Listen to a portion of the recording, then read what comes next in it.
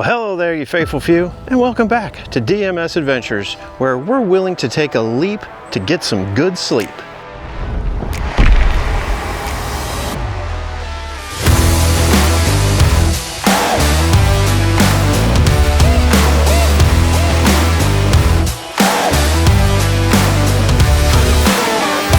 Well, a few months ago, we saw that Flextail, you know, the company of the tiny pump fame, they were coming out with a sleep pad. It wasn't just any sleep pad. This sleep pad had a built-in pump. They were crowdfunding on Kickstarter, and I've used Kickstarter before. In fact, the cinch 4-man tent that I got was through Kickstarter, so I was comfortable with doing that sort of thing. And since you know I'm a gear nerd and a sucker for gadgets, this was right up my alley.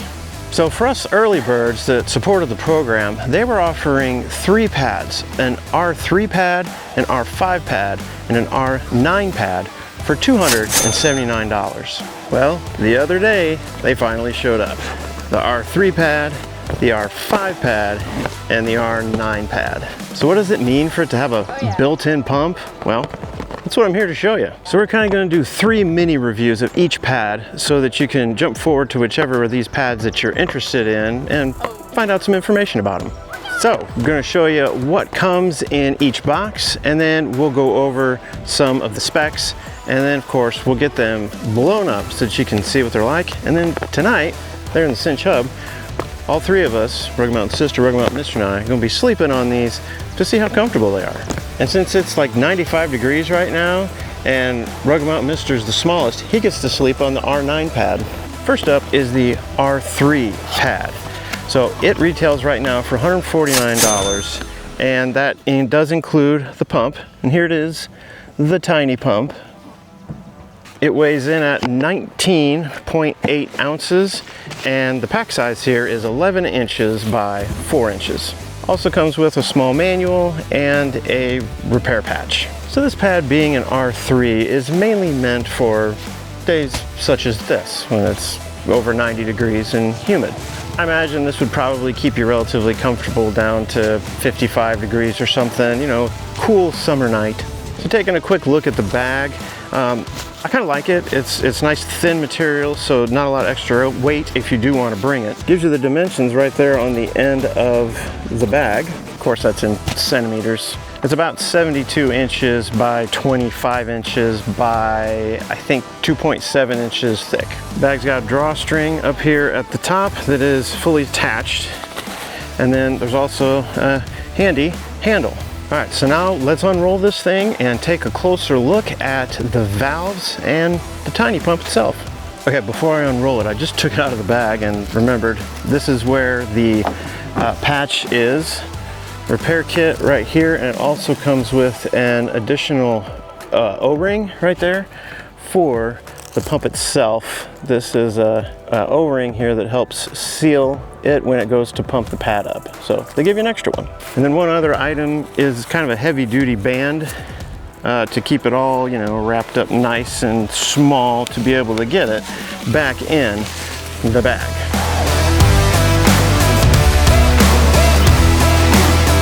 Okay, so here's the first look at the valve system itself. So it does have like a standard valve, like would be on any other sleeping pad. This would be your main point of just blowing it up, you know, with the old school way with your lungs. Has a nice little handle feature on it. And then this is the main deflating hole. Just pull that out and all the air comes out. But right here is what makes these series of pads quite a bit different. You can see there's a well here about yay thick, and this is where you put the pump in. So just pop this open like so. The pump has a small groove in it, and then there is a little slot right here in the well for this to get hooked into. Now that it's in there, you would just hit the on button, and it starts pumping up your pad for you. Close it up and go to sleep. What I think is pretty cool, to put some thought into it. It's like, how do you get this thing out? Push it out from underneath? No. They got a little hinged handle that pops out and just pull it right out. So these little pumps only weigh 1.1 ounces, and it is 1.5 inches long by 1.25 inches wide.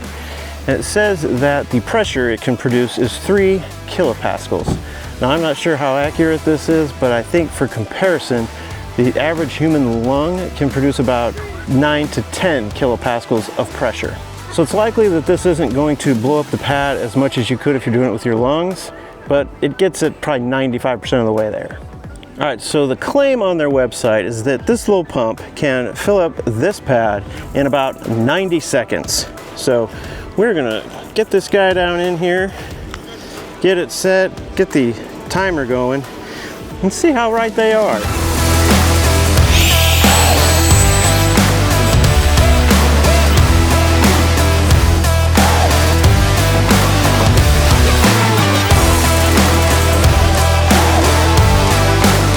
Okay, I let it run for 90 seconds, and I'd say it's pretty full. Not too bad. Now it's just to see if it's comfortable enough when we go to sleep on it tonight. This one in particular, Rugged Mountain's sister will be testing out. Now, since they give you this extra valve here, if it's not quite to your liking, you can go ahead and top it off the old-fashioned way. So, gonna throw it in the old cinch here, and then after we sleep on tonight, we'll see if it makes it the night, stays nice and filled up, and ultimately how comfortable it is. And by the way, this is a 20D nylon material. And then there is a small amount of insulation in it. It's a PET aluminum film inside. So moving on to the R5 pad now, it's pretty much the same, but there are some significant differences. One, this one's a little more expensive, comes in at $179 retail, again, including the pump.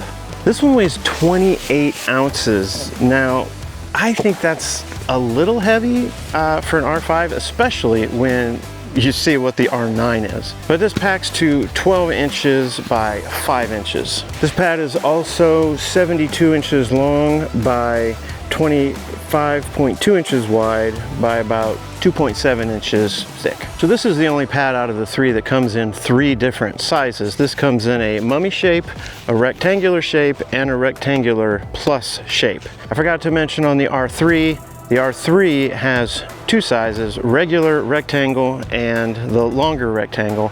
And the longer sizes here, the plus, gives you an extra 5.2 inches at 77.2 inches long. So this pad also has a 20D nylon material that you lay on. And it also has kind of like your standard pool float tube system that you lay on. I'll show you here in a minute when we go to pump this thing up. So this pad achieves its R5 in kind of a strange way, at least in my opinion. It has the same PET aluminum film that the R03 has, but in addition to that, it has aluminum foil insulated cotton. And when you get this thing laid out, you can actually feel that cotton in there, and it's what gives it the bulk. This is why it's so much bigger than the other 2 pads. So with that being cotton inside there, I don't know if you're gonna have any like issues with molding inside or anything like that. I wouldn't think cotton would be the best thing to place in a pad like this. Maybe that's why you use the pump instead of your hot air. And I got plenty. This has the exact same bag, just a little bit bigger to fit. This one is tough to get into the bag. Also has an orange band and the repair kit with another O-ring. So we got the exact same valve system in this one. You have the deflate, the regular inflate, and then here is the pump well to put the pump in. So this also says, it claims that it can fill it up in 90 seconds. So we'll get the timer ready, fire it up, and see if they're right.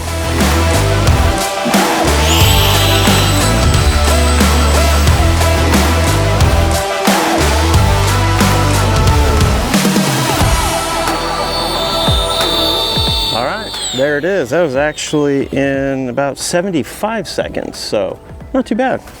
It is nice and full. Again, you can top it off a little bit if you want to. Let's get this one in the cinch.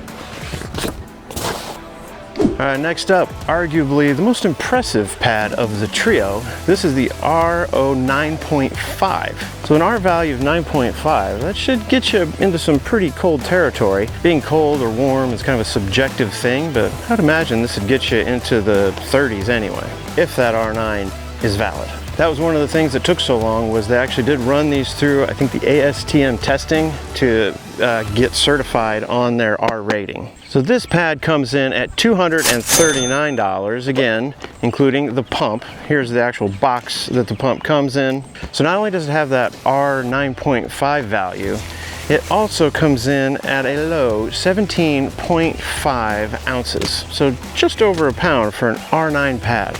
And then the dimensions are 10 inches by 3.5 inches. Now that being said, this pad does only come in the mummy shape, and there's the regular 72-inch long one and the longer 77.2-inch pad. This one here is the 72-inch long pad, mummy shaped, and man, I barely fit on it. So again, the exact same type of bag as the other two. You've got your handle and your drawstring right here. So as we pull this one out, again, it also comes with a band to keep everything together, and the patch kit is down here along with another O-ring for the pump. So here, it's got the valves down here at your feet, presuming you sleep on it in the actual correct mummy shape way. All right, here we go. Let's pump it up and see if this only takes a mere 60 seconds. Go.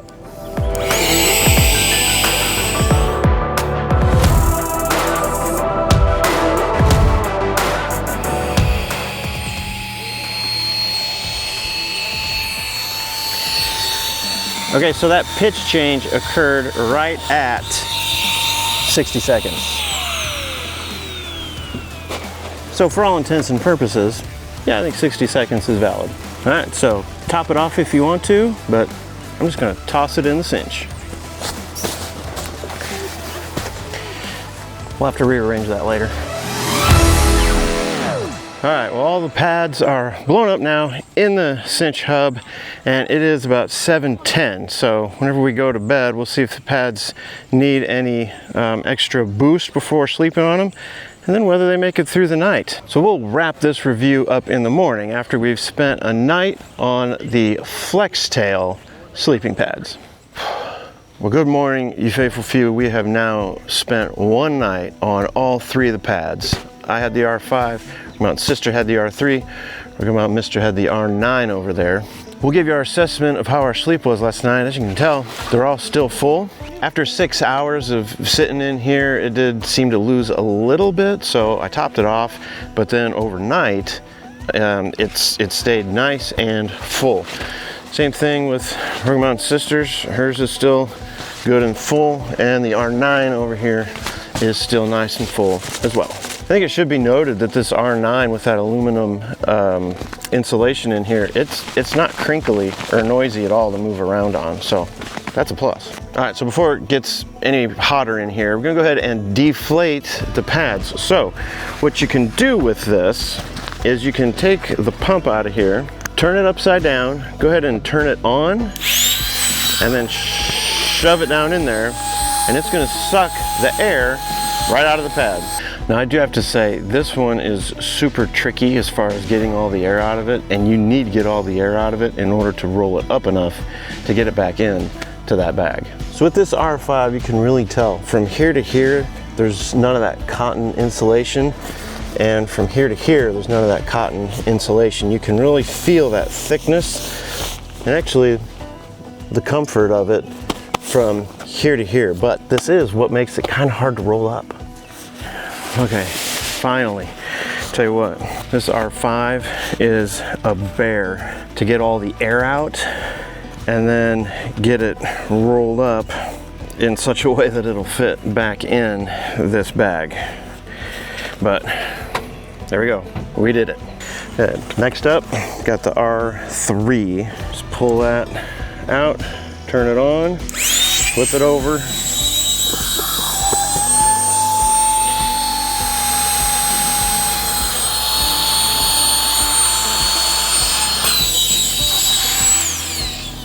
Oh, be careful of that. That's probably why they give you the extra ones. Man, I'm dripping sweat on the pads. Okay, so the R3 is much easier to get the air out and consequently to roll up, consequently to get back in the bag. Okay, so a tip for rolling these up, you actually want to start rolling from the pump well side because you want that rolled into the pad and not sticking out at the end. Found that makes a pretty sizable difference in the ease of getting it back into the bag. But then again, you got to make sure all the air's out because the valve's not down here anymore. The Mountain Sisters keeping me cool. Okay, even though there's still a little bit of air in the pad, let's see if I can get it back in the bag anyway. All right, there it is. A little easier, but still overall super hard to get the air out of these things. Lastly, here we go with the R9.